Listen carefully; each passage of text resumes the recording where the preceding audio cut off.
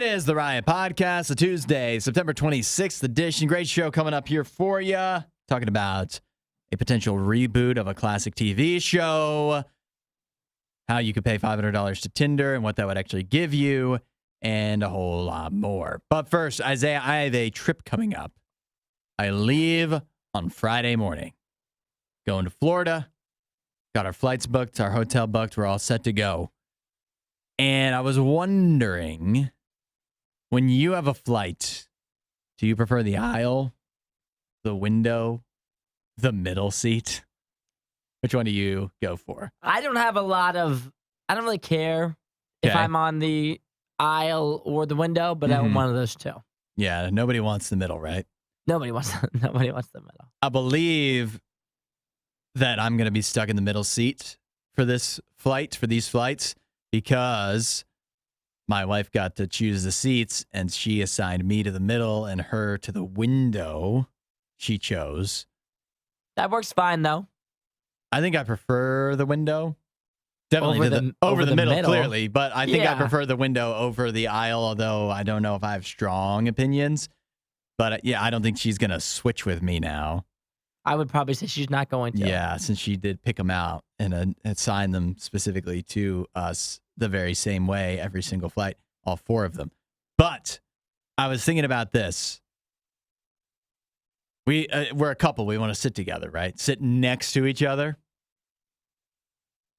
Is there a world where you could go on a trip with your significant other and you book your seats and you book both aisle seats? Then you're sitting next to each other, but neither one of you has to be in the dreaded middle? I wouldn't do that on purpose if I got to choose. You wouldn't do that? No, I would rather have the middle seat in the window. Because then if she's laying against the window, I'm laying against her. True. I'm leaned up. If you both sit on the aisle, then that means you both probably have to sit next to strangers, which is one of the And you're sleeping possible. straight back. Yeah. If you're sleeping, I don't know if I'll sleep. If you'll sleep on the plane? Yeah. What are you going to do the whole time? It's not that long of a flight. I know, but usually when you get on a plane, you just automatically sleep. Well, I don't know. It's not like it's early morning, so I'll probably just pop on. I got podcasts and shows to catch up on, baby. Well, then it doesn't matter where you sit then. You sit wherever you want. Well, you know that that the middle is much more uncomfortable for just being able to relax. It doesn't matter if you sleep, you want to be able to relax, right? Yeah. I guess the window is the most relaxing seat. I think I prefer it, but I just know the middle is definitely the worst. So middle's by far the worst. It's obvious. Your significant other both have aisle seats, you're still next to each other, and then neither of you have to sit in the worst seat. Yeah, but then you can't really talk either. I mean, it just depends on what kind of trip you want. How much talking do you do? If you want to sleep, well, if you're not sleeping, you think you're doing something. If you're not sleeping, then it wouldn't be as bad to both sit aisle because you don't have to plan on sleeping. If you're planning on watching a movie together, you shouldn't can't both do sit aisle. Yeah. If you plan on talking to your significant other, no aisle. I mean, but if you plan on just doing like a movie by yourself, then you both just sit in the aisle seat. Yeah, because then you have freedom to move if you need to. As long as you don't plan on talking or sleeping. Yeah. If you're just going to watch a movie. You can still talk. Why can't you talk across the aisle? It's too loud in there. Oh, okay. It's loud. Like the plane's a lot louder than we realize, I think. Yeah. And your ears are all messed up too. They're all popped. So it's really hard to talk in there unless you're right next to each other. I think... Which is why that... And it's a little farther away than I think we remember, too. Yeah, it might be. I don't know. The aisles just keep getting skinnier and skinnier. Yeah, true. Or maybe I'm getting fatter and fatter. I think, I don't know, maybe my wife will think differently about this, but I don't think... We're about to go on a whole vacation. We're spending 4 entire days together. So if we take a couple hours on the plane and just not talk, I think that's okay. Where we both catch up on podcasts and shows. I think she'd be okay with that. Probably. I believe she'll probably do the same thing. Sounds like a fun start to your vacation. Yeah, that's right. Real romantic like. I like your style. You know, why don't we just spend the first couple hours just not speaking? Because I know the next 4 days we're going to be talking. We'll talk nonstop. We're not gonna, there's not Which gonna is be, different from your guys' day-to-day life it's so not going to much. be nothing left unsaid. So you guys don't hang out every day anyway. At the hotel and whatever, all the gallivanting we do. I don't know, just a thought. I was trying to be solutions oriented. I didn't propose that to her because it's too late now, but I just thought that was I'm trying to be a solutions oriented guy.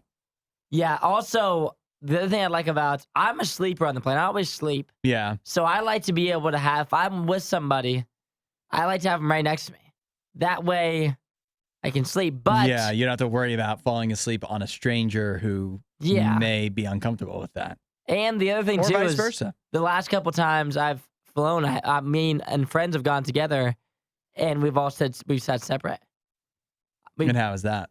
It sucked. We were both, me and my roommate when we went to Las Vegas last summer. A couple other times we've traveled, we've both just taken the cheapest seats, which is always the middle seat. Yeah. So we both just sit back to back aisles, middle seat.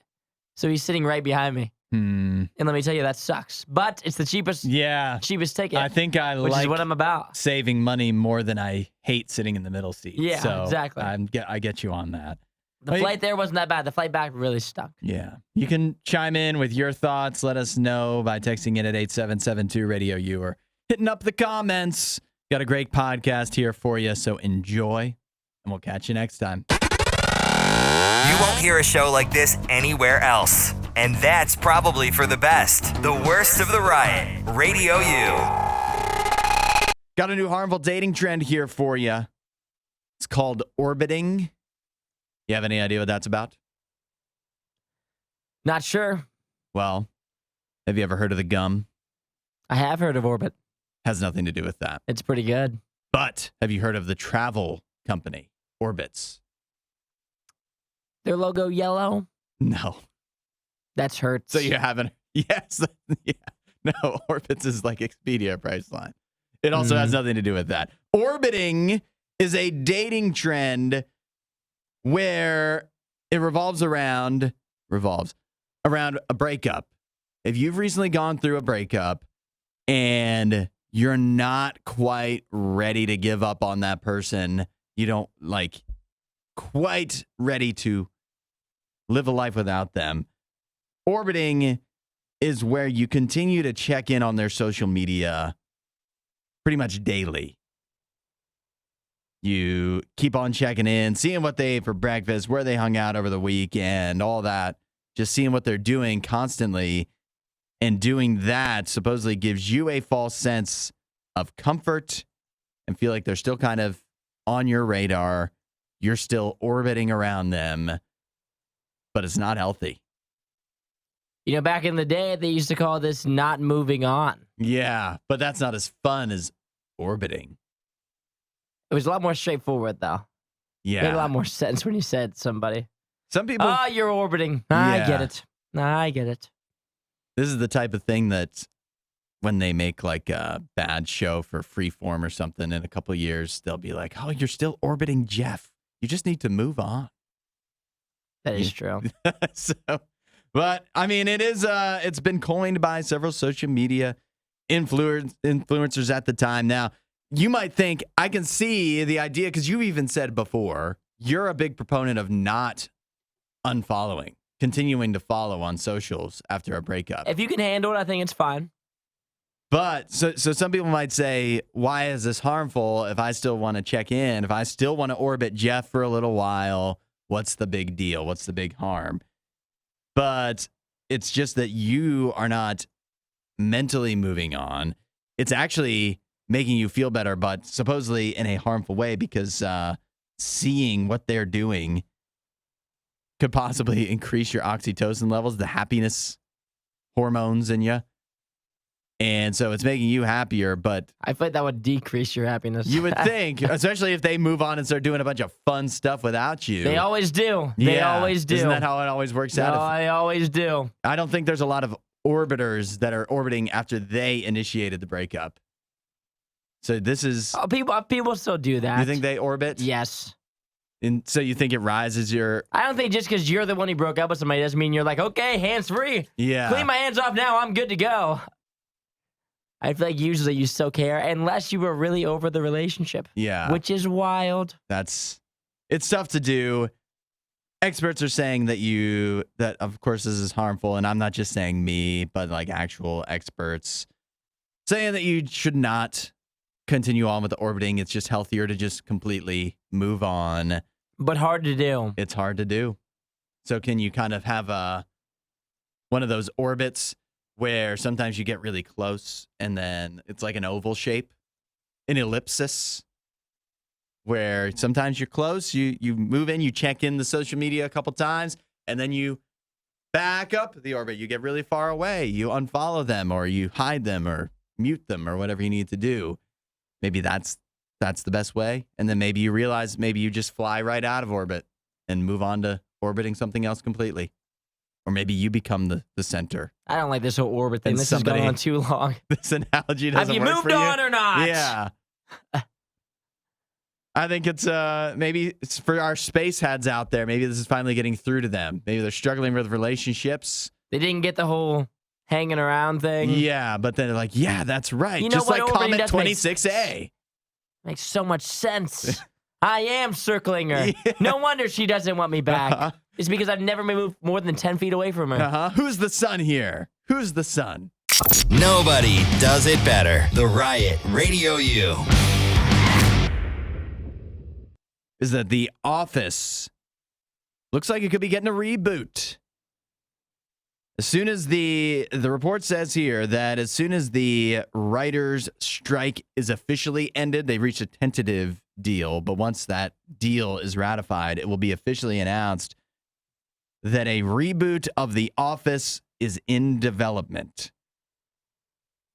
First reaction. I like The Office. You like The Office? I'm a fan. So you like this idea? I like more of The Office. What you want is more Office.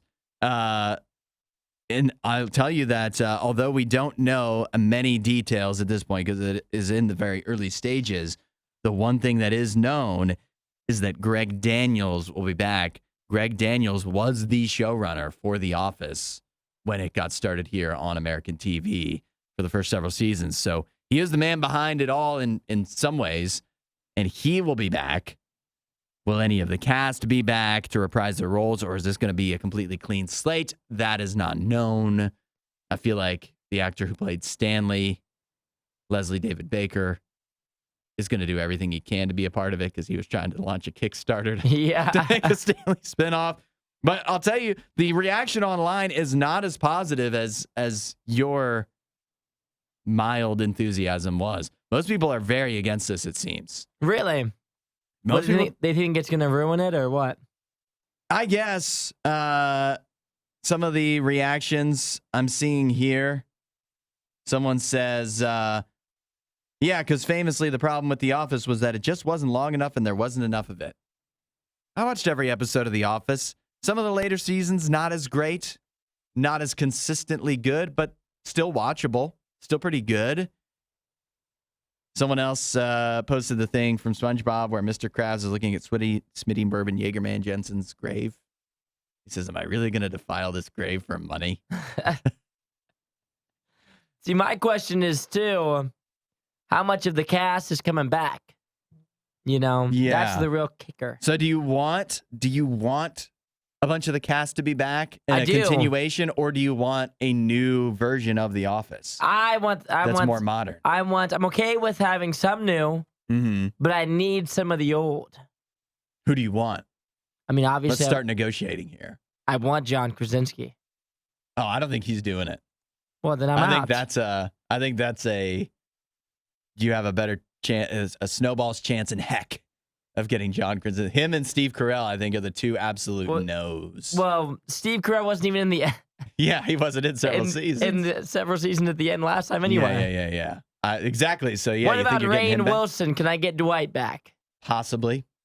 I think he. You know what else has he got going on that's so important? He seems to still embrace it. Like John Krasinski has moved on. He doesn't want to be Jim anymore. He's doing other things. He's making A Quiet Place. He's married to Emily Blunt. He's got a different life now. He is killing it in the acting game. Mr. Fantastic or whatever from Fantastic Four. Gets his head shaved apart by Scarlet Witch. I just don't want it to get ruined. How could it ruin it? Because if this comes out, it wouldn't ruin the old stuff. Yeah. It would just be annoying. So you just don't watch it. Here's something crazy. I looked this up. Do you know how many versions of The Office there already are? How many? 16.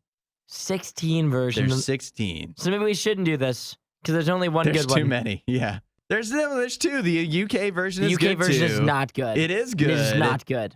And Widely known I not think good. what is one that's a wild claim. I think you add one more. Some people will like it, some people won't. I think better off starting from square zero or maybe having like one attachment to it, like maybe it is Stanley, maybe it's Kevin. One attachment. He's at a new office now, and oh no, this office also has a wild boss and That's crazy so hijinks. annoying though, because it's the same. They can't use the same storyline with all new people. That's just silly. Let's start new stories. Totally different. I think I'm open to it.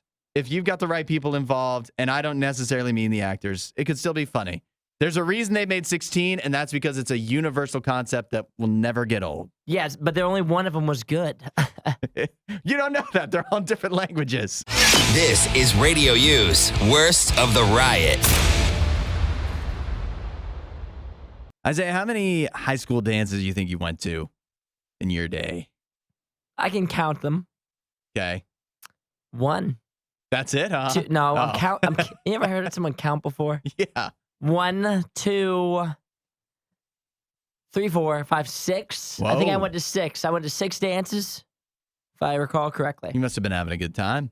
It was The some first fun. few, anyways. I had fun at the dances. You look back fondly on those memories. Do you have the pictures still? I do, yes. They were Yeah. good. They were all good times.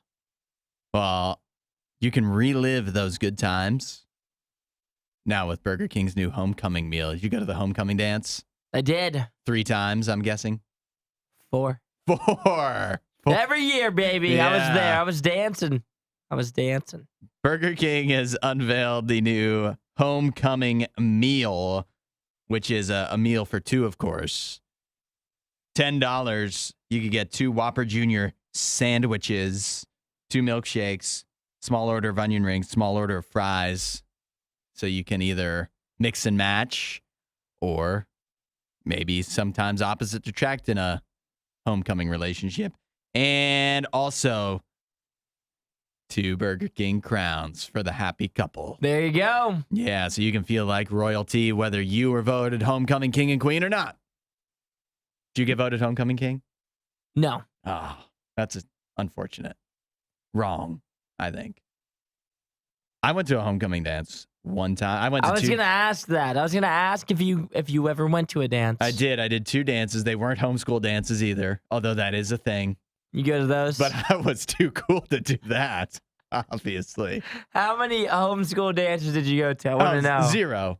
0? 0. We did. I did this Couldn't one. score a date. Or? One time we did something that was much nicer, which was the banquet, the senior banquet. No dancing, because that was frowned upon. No, it was like we go to a nice restaurant. Like Applebee's or something? That's right.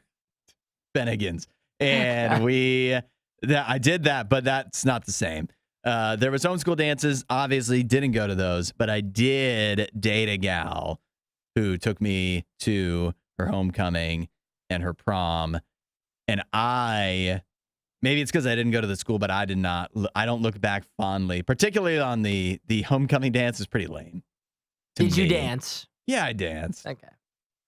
Yeah, but Did she dance with you? Did she dance with you? Yeah, of Okay, course. I'm not just making sure. I didn't know if you got ditched to the dance. You said you didn't look back at it fondly, No. so I didn't know exactly what happened. It's just kind of weird getting like drinks from like a high school cafeteria and then, like dancing in a gym. I think it was mermaid themed for some reason. Odd, Do you very remember your odd. homecoming themes? I do not remember. Not the themes. I don't remember any of them.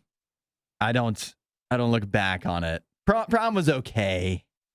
I don't, but I think it was in part because I didn't go to the school. So it's You not didn't like- know anybody. I knew a few people, but they weren't like my friends. They were my girlfriend's friends. And so we were hanging out with them, whatever. I went, made her happy I would die to be a fly on the wall in that room. to see that. I would die to see you in there. Nothing would make me happier, I don't think. mean, I did draw a lot of attention. I can imagine. I had a lot of dance moves that I didn't have many opportunities to show off, and that was one of them. See, I look back on my dances pretty fondly. All of them were pretty fun with all my friends.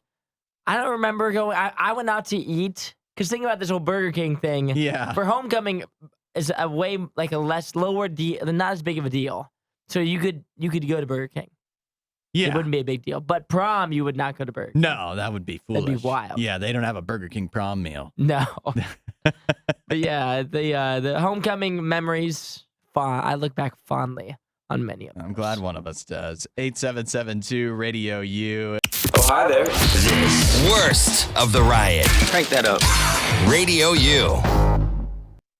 Tinder has announced a new tier that you could pay for, a new subscription you can get on Tinder, but probably not you. Oh, not you because you're banned. Not me. I'm not on Tinder. But if you're part of Tinder's 1%, you get Tinder Select $4.99 per month. And you're thinking $4.99. No, $499 per month.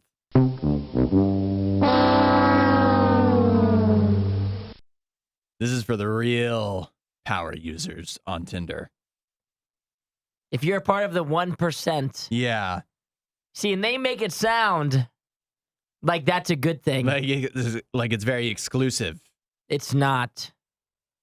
When I first read this too, Yeah. it says Tinder says it only offers the plan to less than 1% of its users it considers extremely active.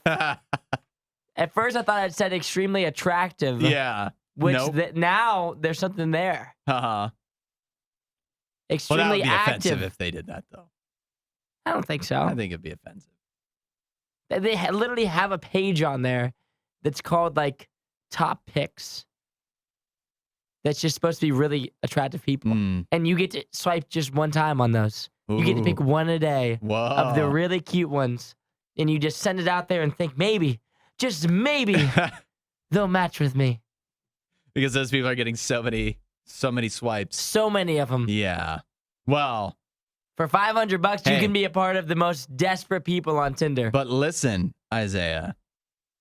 If you pay this $499 per month, you don't have to worry about swiping on those top picks at all. You can just message them because you don't have to match. You can message people without matching with them. That is the big draw of this idea. That's the worst thing I've ever I heard. know. It sounds like a horrible idea.